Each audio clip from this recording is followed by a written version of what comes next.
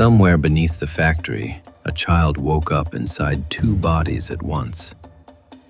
She felt the cold of metal squeezing ribs made of steel. She felt soft plush swallowing her arms. Two different prisons, one soul split down the middle. And neither of them was the one she had when she was alive. And the worst part wasn't the pain of existing in two places. The worst part was slowly understanding that the man who trapped her in the metal and the man who stitched her into the plush were about to meet. And the ending of this story will make you ask who, in the end, was the real monster. Today we're going to answer a question that ties together two of the most well-known nightmares in horror gaming. What if Playtime Company and Freddy Fazbear's weren't separate worlds? What if the Hour of Joy and the Missing Children incident were in fact two pieces of the same experiment? In this story, the prototype discovers the secret he was always missing, and that secret has a name. Remnant. Before we go down into the dark of the factory, subscribe to the channel, drop a like, and tell us in the comments which horror crossover you want to see next. Your idea could become the next video. Now take a deep breath, because from here on, there's no more light. First, you have to understand that there were two men, and both of them shared the same fear. Elliot Ludwig lost his daughter and never accepted the silence that came after. He built a factory of smiling toys to hide what he was doing on the lower floors, where the Bigger Bodies initiative tried to force human life into bodies too large to die. He wanted his Poppy back. He wanted no one he loved to ever have to leave again. To do it, he turned children into living plush. He sewed flesh into fabric, and he called it family. Many miles away, in another city, William Afton learned something Ludwig never could. He discovered that the soul does not vanish when the body dies. It escapes like smoke, and that smoke clings to metal. Afton called it remnant, where Ludwig failed because the giant bodies worked, but the souls would not stay, draining out of the vessels like water from a cracked pot. Afton had solved exactly that part. The children he murdered at Freddy Fazbear's were still there, chained to the steel of the animatronics, unable to leave. For years, the two worked without knowing of each other. Ludwig had the body, Afton had the soul. Each one held half of an answer, and neither of them knew it. The divergence happened on a rainy night in 1995. A Freddy Fazbear's location had been shut down, and what was left of the animatronics was sold off as scrap. Boxes of parts, twisted endoskeletons, rusted circuit boards. No one asked where the dark stains clinging to the metal had come from. No one knew that every board still carried a trapped whisper. The shipment ended up exactly where it shouldn't have, in the underground storage of Playtime Company, just days before the Hour of Joy. And it was there, in the dark, that the prototype found the boxes. Experiment 1006 was not a toy. He was Oliver, Ludwig's adopted son, turned into a skeleton of metal wrapped in dead plush and grafts of flesh. For a long time, he had been stealing parts of other toys, sewing them into his own body, inheriting the abilities of the dead. All in a blind hunt for the one secret that terrified him above everything else: how to never, ever be alone. For the prototype, death was not pain. It was isolation. It was the only kind of abandonment he could not undo by grafting one more piece onto himself. He opened the first box. and he heard a voice he had not put there. A child's voice coming from inside the metal. "It's cold in here," the voice said. "Why is it so cold?" The prototype, who spoke by assembling pieces of stolen voices, fell silent for the first time in years, because he understood at once.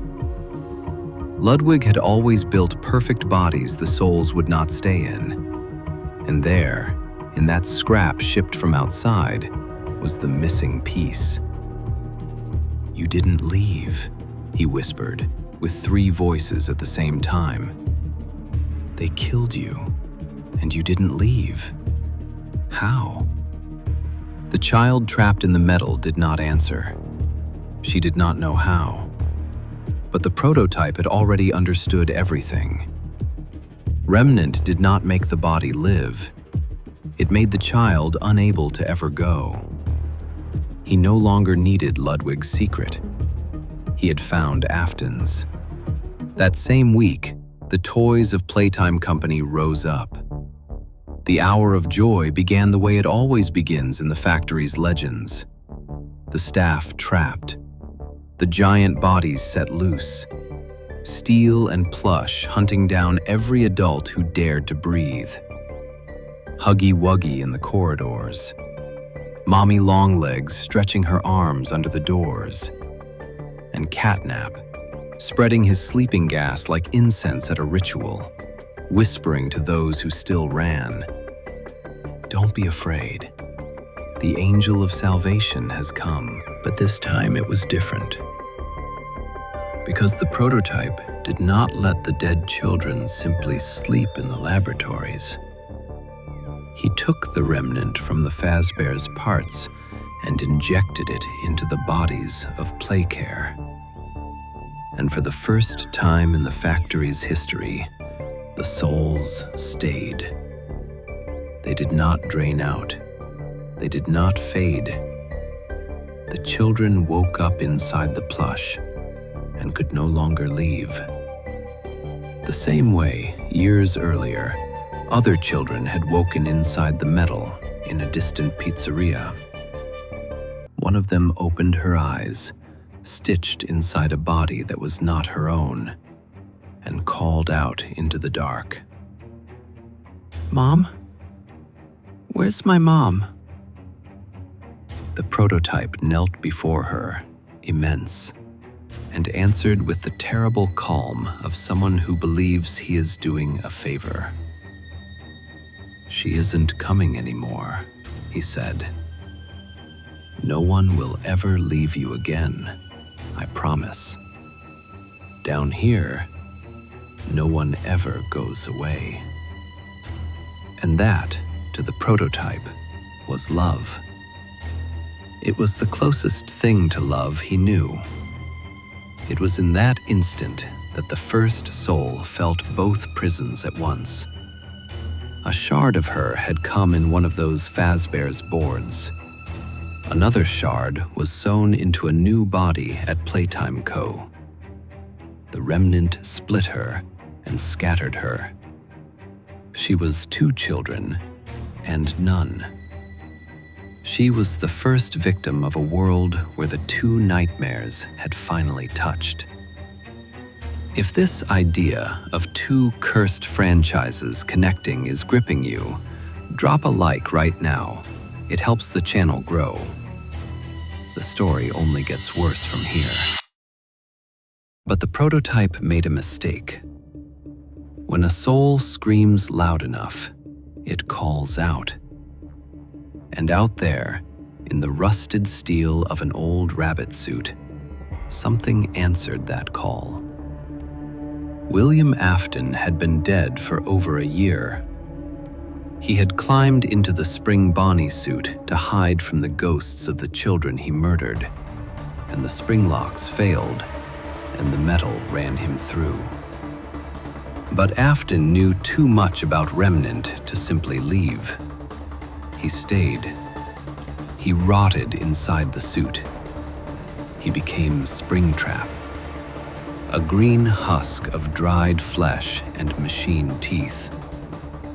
And when the remnant of his children began to scream from a place he did not know, down in the underground of Playtime Company, Springtrap caught the scent the way a hound catches blood from miles away. He dragged himself out. He followed the call. He crossed cities, and he arrived at the factory of smiling toys, sniffing out what he had always wanted. New bodies, big bodies, bodies that did not rot the way his own was rotting. The two of them met in the heart of the factory, beneath everything, where the air smelled of tar and rotten plush. The skeleton wrapped in stolen parts, facing the green corpse inside a rabbit suit. For a long moment, neither one moved. They were too old at the art of killing to strike before measuring the other. It was the prototype who spoke first, building his voice from pieces of dead people. I know what you did. You trapped them in the metal. I could never make them stay. They always escaped me. Springtrap tilted his rotted head. When he answered, the voice was dry, raw. The voice of a man who refused to fall silent even after death. And you have what I never had, he said. Bodies, big bodies. Places where I'd fit whole, far from this can that's crushing me. Then teach me, the prototype asked, with the voice of a dozen dead. Teach me how to make them stay, and I'll give you a body you'll never rot in again. It was a perfect trade between two perfect monsters. One man's body, the other man's soul. Immortality at last, assembled from the two halves that had lived apart for decades, in factories that should never have crossed. And it was precisely because it was so perfect that it was doomed to collapse.